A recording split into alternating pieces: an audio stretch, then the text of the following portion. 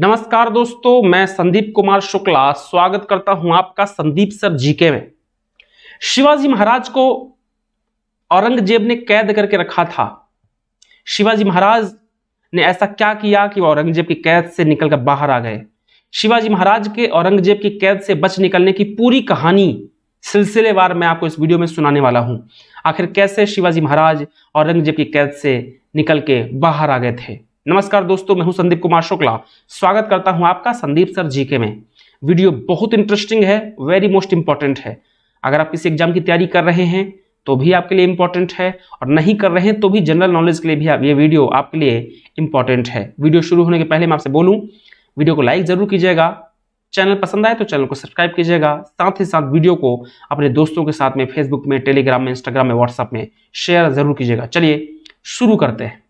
South India में दक्षिण में औरंगजेब के वायसराय मिर्जा राजा सिंह ने बीड़ा उठाया कि वो किसी तरह शिवाजी महाराज को औरंगजेब के दरबार में भेजने के लिए मना लेंगे, लेकिन इसको अंजाम देना इतना आसान नहीं था। पुरंदर के समझौते में शिवाजी महाराज ने साफ कर दिया था कि वो मुगल मनसब के लिए काम करने और शाही दरबार में जाने के लिए बाध्य नहीं है। इसके कुछ खास कारण भी थे। शिवाजी महाराज और औरंगजेब के शब्दों पर विश्वास नहीं था। शिवाजी महाराज को औरंगजेब के शब्दों पर विश्वास नहीं था। उनका मानना था कि औरंगजेब अपने उद्देश्य की पूर्ति के लिए किसी भी हद तक जा सकता है। मशहूर इतिहासकार जदुनाथ सरकार अपनी किताब शिवाजी एंड हिज टाइम्स में लिखते हैं, जयसिंह ने शिवाजी महाराज को यह उम्मीद दिलाई कि हो सकता है कि औरंगजेब से मुलाकात के बाद कि वो दक्कन में उन्हें अपना वायसराय बना दे और बीजापुर और गोलकुंडापुर पर कब्जा करने के लिए उनके नेतृत्व में एक फौज भेजे। हालांकि औरंगजेब ने इस तरह का कोई वादा नहीं किया था। औरंगजेब की चिट्ठी। शिवाजी महाराज मन ही मन यह उम्मीद भी कर रहे थे कि औरंगजेब से उनकी मुलाकात के बाद उन्हें बीजापुर से चौथ वसूलने की शाही अनुमति मिल जाएगी। मराठा दरबार में जब इस विषय पर चर्चा हुई तो यह तय किया गया कि शिवाजी महाराज को औरंगजेब से मिलने आगरा जाना चाहिए। शिवाजी महाराज अपनी मां जीजाबाई को राज्य का संरक्षक बनाकर 5 मार्च 1666 को औरंगजेब से मिलने आगरा के लिए निकल पड़े। जयसिंह ने आगरा में मौजूद अपने बेटे कुमार राम सिंह को शिवाजी महाराज की सुरक्षा की जिम्मेवारी दी थी। आगरा की यात्रा में आने वाले खर्च के लिए औरंगजेब ने 1 लाख रुपए पेशगी भिजवाने की व्यवस्था की। रास्ते में शिवाजी महाराज को औरंगजेब का एक पत्र मिला। मशहूर इतिहासकार S.M. पगड़ी अपनी किताब छत्रपति शिवाजी में लिखते हैं, पत्र का मजमून था कि आप यहाँ बिना किसी संकोच और डर के पधारें, अपने मन में कोई चिंता ना रखें। मुझसे मिलने के बाद आपको शाही सम्मान दिया जाएगा और अपने घर वापस लौटने दिया जाएगा। आपकी खिदमत में मैं एक खिलत शाही पोशाक भी भेजवा रहा हूँ। शिवाजी महाराज ने किया 3 बार सलाम। औरंगजेब ने दिखाया रूखापन। 9 मई 1666 को शिवाजी महाराज आगरा के बाहरी इलाके में पहुंच चुके थे, जहां उस समय औरंगजेब का दरबार लगा हुआ था। तय हुआ कि 12 मई को उनकी औरंगजेब से मुलाकात कराई जाएगी। जैसे ही दरबार में ऊंचे स्वर में नाम पुकारा गया, शिवाजी राजा कुमार राम सिंह ने शिवाजी को उनके बेटे संभाजी और 10 अर्दलियों के साथ दीवाने आम में औरंगजेब के सामने पेश किया। मराठा प्रमुख की तरफ से औरंगजेब को 2000 सोने की मुहरें, नजर और 6000 रुपये निसार के तौर पर पेश किए गए। शिवाजी महाराज ने औरंगजेब के सिंहासन के पास जाकर उन्हें 3 बार सलाम किया। एक क्षण के लिए दरबार में सन्नाटा छा गया। औरंगजेब ने सिर हिलाकर शिवाजी महाराज के उपहार स्वीकार किए। फिर बादशाह ने अपने एक सहायक के कान में कुछ कहा। वो उन्हें उस जगह पर ले गया जो तीसरे दर्जे के मनसबदारों के लिए पहले से ही नियत थी। दरबार की कार्यवाही बदस्तूर चलने लगी। शिवाजी महाराज को इस तरह के रूखे स्वागत की उम्मीद नहीं थी। शिवाजी महाराज का गुस्सा भड़का। जदुनाथ सरकार लिखते हैं कि शिवाजी महाराज को यह बात पसंद नहीं आई कि औरंगजेब ने आगरा के बाहर उनका स्वागत करने के लिए राम सिंह और मुखलिस खां जैसे मामूली अफसर भेजे। दरबार में सिर झुकाने के बावजूद शिवाजी महाराज के लिए न तो कोई अच्छा शब्द कहा गया और न ही उनके कोई उपहार दिया गया। उन्हें साधारण मनसबदारों के बीच कई पंक्तियां पीछे खड़ा करवा दिया गया, जहां से उन्हें औरंगजेब दिखाई तक नहीं पड़ रहा था।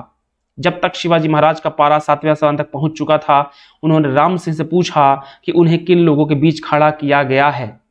जब राम सिंह ने बताया कि वो 5 हजारी मनसबदारों के बीच खड़े हैं, तो शिवाजी महाराज चिल्लाए, मेरा 7 साल का लड़का और मेरा नौकर नेताजी तक 5 हजारी है। बादशाह की इतनी सेवा करने और इतनी दूर से आगरा आने के बावजूद मुझे इस लायक समझा गया है। फिर शिवाजी महाराज ने पूछा, मेरे आगे कौन महानुभाव खड़े हैं? जब राम सिंह ने बताया कि वो राजा राय सिंह सिसोदिया हैं, तो शिवाजी महाराज चिल्लाकर बोले, राय सिंह राजा जयसिंह के अदना मातहत हैं, क्या मुझे उनकी श्रेणी में रखा गया है? जंगल का शेर गर्मी से बेकाबू हो गया। औरंगजेब के पहले 10 वर्षों के शासन पर लिखी किताब आलमगीरनामा में मोहम्मद काजिम लिखते हैं, अपने अपमान से नाराज होकर शिवाजी महाराज ने राम सिंह से ऊंचे स्वर में बात करने लगे। दरबार के कायदे कानून का पालन न हो पाने से परेशान राम सिंह ने शिवाजी महाराज को चुप कराने की कोशिश की, लेकिन वो कामयाब नहीं हुए। थोड़ी देर खड़े रहने के बाद शिवाजी महाराज कक्ष से बाहर निकलकर एक कोने में बैठ गए। शिवाजी महाराज को तेज आवाज सुनकर औरंगजेब ने पूछा कि यह शोर कैसा है? इस पर राम सिंह ने कूटनीतिक जवाब दिया, शेर जंगल का जानवर है, वो यहाँ की गर्मी बर्दाश्त नहीं कर पा रहा है और बीमार पड़ गया है। उन्होंने औरंगजेब से माफी मांगते हुए कहा कि दक्कन से आए इन महानुभावों को शाही दरबार के कायदे कानून नहीं पता है। इस पर औरंगजेब ने कहा कि शिवाजी महाराज को बगल के कमरे में ले जाकर उनके ऊपर गुलाब जल का छिड़काव किया जाए। जब वो ठीक हो जाएं तो उन्हें दरबार खत्म होने का इंतजार किए बिना सीधे उनके निवास स्थान पर पहुंचा दिया जाए। शिवाजी महाराज का निवास मुगल सैनिकों से घिरा। राम सिंह को हुक्म हुआ कि शिवाजी महाराज को आगरा शहर की 4 दीवारी से बाहर जयपुर सराय में ठहराएं। जैसे ही शिवाजी महाराज जयपुर निवास पहुंचे, घुड़सवारों की एक टुकड़ी निवास के चारों तरफ से घेर लिया। थोड़ी देर में कुछ पैदल सैनिक भी वहां पहुंच गए। उन्होंने अपनी तोपों का मुंह भवन के हर दरवाजे की तरफ मोड़ दिया। जब कुछ दिन बीत गए और सैनिक चुपचाप शिवाजी महाराज की निगरानी करते रहे, तो यह साफ हो गया कि औरंगजेब की मंशा शिवाजी महाराज को मारने की नहीं थी। डेनिस किंकेड अपनी किताब शिवाजी द ग्रेट रेबल में लिखते हैं, हालांकि शिवाजी महाराज को वो भवन छोड़ने की मनाही थी जहां वो रह रहे थे, लेकिन तब भी औरंगजेब उन्हें गाहे विनम्र संदेश भेजते रहे। उन्होंने उनके लिए फलों की टोकरियां भी भिजवाई। शिवाजी महाराज ने प्रधान वजीर उमदा उल मुल्क को संदेश भिजवाया कि बादशाह ने उन्हें सुरक्षित वापस भेजने का वादा किया था, लेकिन उसका कुछ असर नहीं हुआ। धीरे धीरे शिवाजी महाराज को एहसास होने लगा कि औरंगजेब उन्हें भड़काना चाह रहे हैं ताकि वो कुछ ऐसा काम करें जिससे उन्हें मारने का बहाना मिल जाए। अचानक शिवाजी महाराज का व्यवहार बदला। भवन की निगरानी कर रहे सैनिकों ने अचानक महसूस किया कि शिवाजी महाराज के व्यवहार में परिवर्तन आना शुरू हो गया है। वो खुश दिखाई देने लगे हैं। वो उनकी सुरक्षा में लगे सैनिकों के साथ हंसी मजाक करने लगे। उन्होंने सैनिक अफसरों को कई उपहार भिजवाए और उनको ये कहते सुना गया कि आगरा का मौसम उन्हें बहुत रास आ रहा है। शिवाजी महाराज ने यह भी कहा गया कि वो बादशाह को बहुत एहसानमंद हैं कि वो उनके लिए फल और मिठाइयाँ भिजवा रहे हैं। शासन की आपाधापी से दूर उन्हें आगरा जैसे सुसंस्कृत शहर में रहकर बहुत मजा आ रहा है। इस बीच औरंगजेब के जासूस उन पर दिन रात नजर रखे हुए थे। उन्होंने बादशाह तक खबर भिजवाई कि शिवाजी महाराज बहुत संतुष्ट नजर आ रहे हैं। डेनिस किंकेड लिखते हैं, औरंगजेब के आश्वस्त करने के लिए शिवाजी महाराज ने उन तक संदेश भिजवाकर पूछा कि क्या उनकी पत्नी और मां उनके पास आकर रह सकते हैं। औरंगजेब ने इसके लिए राजी हो गए। उन्होंने सोचा कि कोई शख्स अपनी महिलाओं को बंधक के रूप में रखकर निकल भागने का ख्याल तो अपने मन में नहीं ही लाएगा। यह सही है कि शाही अनुमति मिलने के बावजूद शिवाजी महाराज के परिवार की महिलाएं उनके पास नहीं पहुंची। कारण बताया गया कि शायद उस इलाके में बारिश की वजह से वो इतना लंबा सफर नहीं कर पा रही हैं। कुछ दिन बाद शिवाजी महाराज ने यह पेशकश कर दी कि वो अपने साथ आए मराठा घुड़सवारों को वापस भेजना चाहते हैं। बादशाह खुद उन सैनिकों से पीछा छुड़ाना चाह रहे थे। वो यह जानकर खुश हो गए कि शिवाजी ने खुद यह इच्छा प्रकट की है। फलों के टोकरे में छिपकर निकले शिवाजी महाराज। शिवाजी महाराज ने बहाना किया कि वो बीमार हैं। मुगल पहरेदारों को उनकी कराहें सुनाई देने लगी। अपने को ठीक करने के प्रयास में वो अपने निवास के ब्राह्मणों और साधुओं को हर शाम मिठाइयां और फल भिजवाने लगे।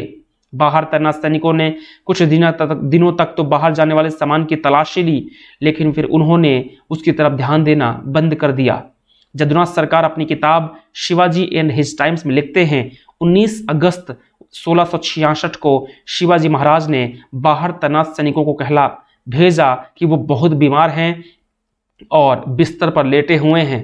उनके आराम में व्यवधान न डाला जाए और किसी को अंदर ना भेजा जाए। दूसरी तरफ शिवाजी महाराज के सौतेले भाई हिरोजी फरजांद, जिनकी शक्ल उनसे मिलती जुलती थी, उनके कपड़े और उनका मोतियों का हार पहनकर उनकी पलंग पर लेट गए। उन्होंने कंबल से अपने सारे शरीर को ढक लिया। उनका सिर्फ एक हाथ दिखाई देता रहा, जिसमें उन्होंने शिवाजी के सोने की कड़ें पहन रखी थी। शिवाजी और उनके बेटे संभाजी फलों की एक टोकरी में बैठे, जिससे मजदूर बांस के सहारे कंधे पर उठाकर भवन से बाहर ले आए। निगरानी कर रहे सैनिकों ने उन टोकरियों की तलाशी लेने की जरूरत नहीं महसूस की। इन टोकरियों को शहर के एकांत वाले इलाके में ले जाया गया। वहां से मजदूरों को वापस भेज दिया गया। शिवाजी महाराज और उनके बेटे टोकरियों से निकलकर आगरा से 6 मील दूर तक गांव में पहुंचे, जहां उनके मुख्य न्यायाधीश नीरजी राव जी उनका इंतजार कर रहे थे। एस.एम. पगड़ी अपनी किताब छत्रपति शिवाजी में लिखते हैं, यह मानकर नहीं चलना चाहिए कि शिवाजी टोकरी में बैठकर ही बाहर आए। वो इस तरह के व्यक्ति नहीं थे कि टोकरी में बैठकर पूरी तरह से असहाय बन जाएं। शिवाजी महाराज का 9 साल का बेटा संभाजी जरूर टोकरी के अंदर बैठा होगा, लेकिन शिवाजी मजदूर के वेश में खुद टोकरी लेकर बाहर आए होंगे। इस बीच हीरोजी रात भर और अगले दिन दोपहर तक उस पलंग पर लेटे रहे। सैनिकों ने जब शिवाजी के कमरे में झांक कर देखा तो यह देखकर संतुष्ट हो गए कि शिवाजी महाराज के एक सोने के कड़े बिस्तर पर लेटे व्यक्ति के हाथ में दिखाई दे रहे हैं और जमीन पर बैठा एक व्यक्ति उनके पैरों की मालिश कर रहा है। करीब 3 बजे हीरोजी चुपके से एक नौकर के साथ घर के बाहर निकल गए। जाते जाते उन्होंने पहरेदारों को आगाह किया कि वो शोर ना करें, क्योंकि शिवाजी बीमार हैं और उनका इलाज चल रहा है। थोड़ी देर बाद जब शिवाजी महाराज के कमरे से कोई आवाज नहीं आई तो सैनिकों को शक हुआ। अंदर जाकर जब देखा तो पाया कि शिवाजी महाराज के बिस्तर पर कोई भी मौजूद नहीं था। उन्होंने यह खबर अपने प्रमुख फलाद खां को पहुंचाई। बदहवास फलाद खां औरंगजेब के सामने पहुंचकर गिर पड़े। उनके मुंह से निकला, जादू जादू, शिवाजी गायब हो गए। मुझे पता नहीं कि वो हवा में उड़ गए या धरती उन्हें निगल गई। यह सुनते ही औरंगजेब के हाथों के तोते उड़ गए।